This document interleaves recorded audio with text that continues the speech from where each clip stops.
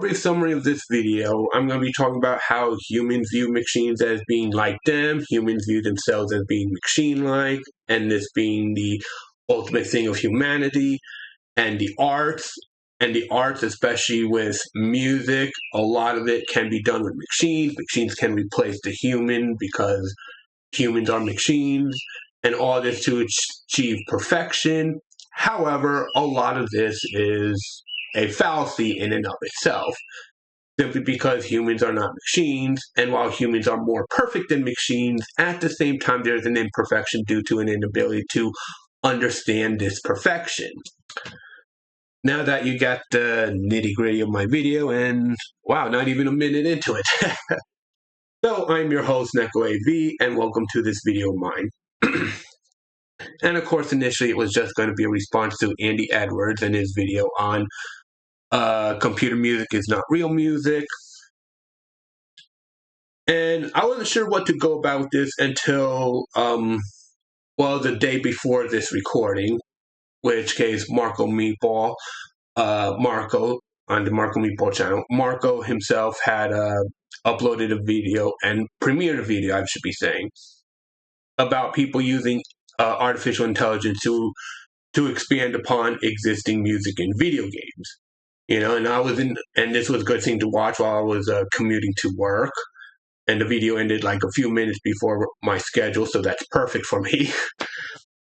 And yeah, I was in the chat with a bunch of other people. We had a discussion about this. Well, not so much a discussion, but we were chatting back and forth about certain things.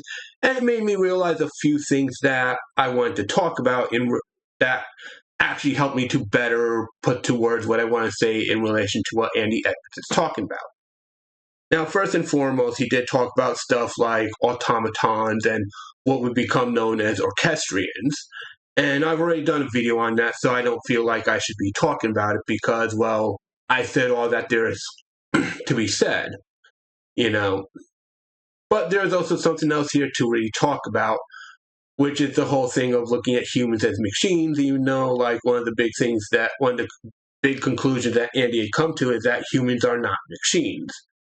Now, machines, of course, are seen as a perfect way of doing things, but that's only because machines can replicate and repeat with absolutely flawless. However, machines cannot be exact. They can code to ones and zeros, and from ones to zeros, they could go all the way up to like a hundredth of a second or a thousandth of a second. But at some point, the machines do have a limit as to how far into an instant they can recognize. Humans, on the other hand, we have a better perception of things, and this isn't just because of, this will kill a few things in Andy's video. One, the example with the silence in the bird song, and two is when he talks about his father, when his father saw a pebble on the ground, and the epiphany, my apologies, the epiphany that his father had come to, that he shared with him, which is for humanity in particular. When we listen to music, if it's just through a machine, it's just going to be what our ears pick up and what is replicated. But that's only the sound that is replicated that the machine itself picks up. The machine itself hears through a microphone, or probably multiple microphones if multiple microphones are set up. But that's how the machine only interprets the sound. Now, we as humans living within the natural space, when we hear the sound and interpret the sound directly, we don't just pick up with our ears, we also can feel how the atmosphere shifts, feel it on our skin. I mean, if you've been to a concert before with how the speakers are booming and such, or even without speakers, if the place that the musicians are performing in is acoustically well developed, such as a dome-shaped theater, you have that sound amplified, and it changes the air, and you can feel it. And thus you have a richer interpretation, And that is the thing that Andy Edwards was talking about, and I do agree with that, And Like, it isn't so much that what is recorded is not real music, it's just it's an interpretation by the machine of what is there. But like I said, the machine, such as the computer, only has a limitation on what it can interpret, as well as limits on what it can be told to interpret. Which is also the thing that I got in during the chat with the premiere of Marco's video. However, the question comes, why is there this pursuit? Well, part of it is the perfection thing, hence why the anime character on top there, Mayuri from an anime called Bleach. Don't ask me why it's called Bleach. And while, yeah, quoting and referencing fictional characters seem to be silly and meaningless, at the same time, though, that character's speech was written by someone named Taito Kubo.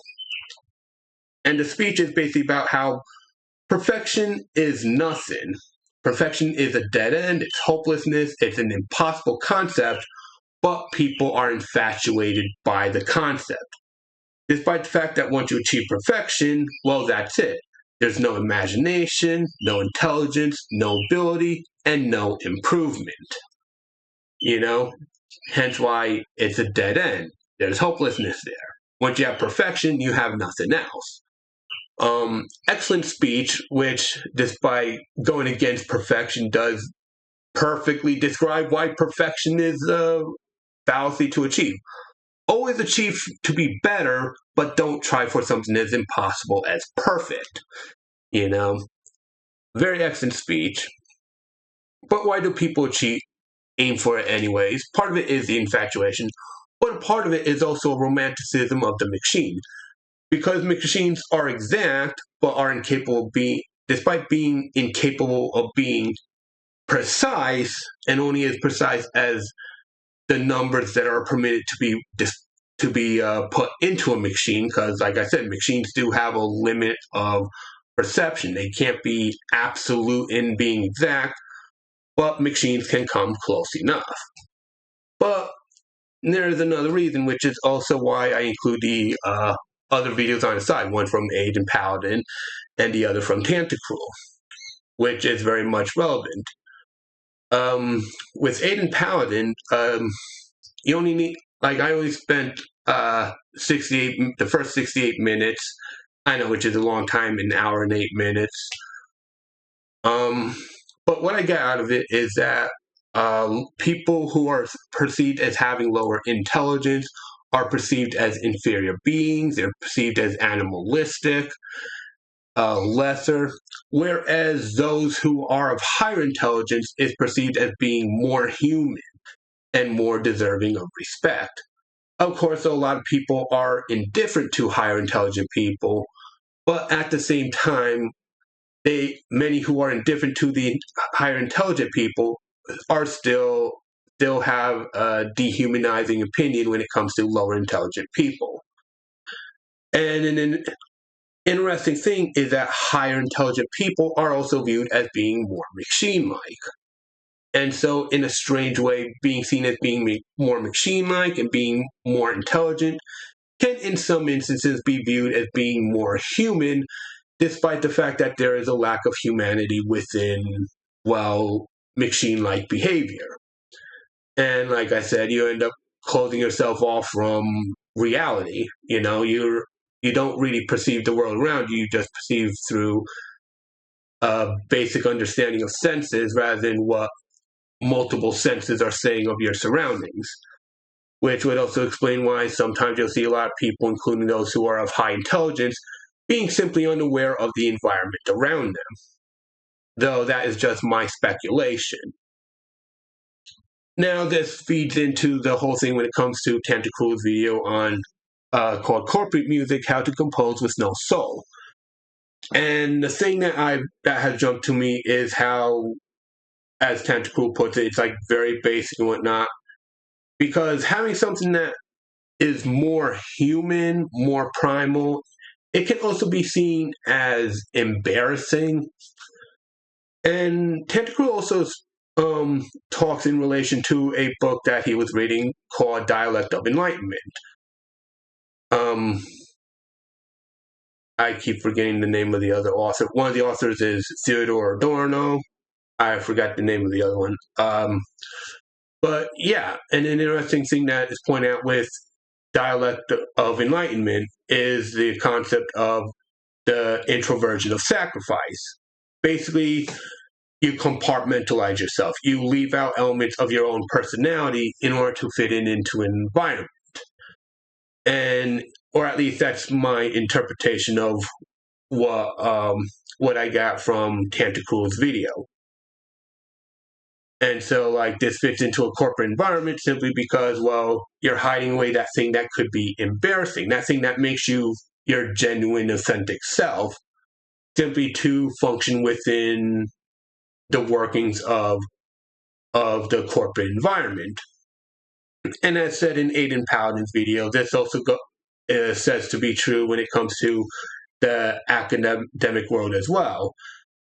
The idea that if you act in a way that's more human, you could perhaps be seen as less human by those who view, because of their skewed views of intelligence.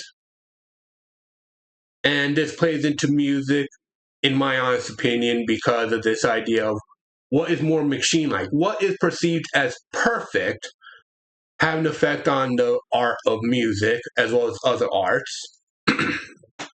And so what we end up with, pardon me, what we end up with is something that feels empty and lifeless. And it comes back to that Maori speech that that was written by Taito Kubo for his character, which is that you get no imagination, you get no intelligence, and there's nothing to really improve upon or to make better. It's just nothing. Now, there may be a lot of absurdity into what I'm saying, or perhaps I cracked on something that was just hard to break through.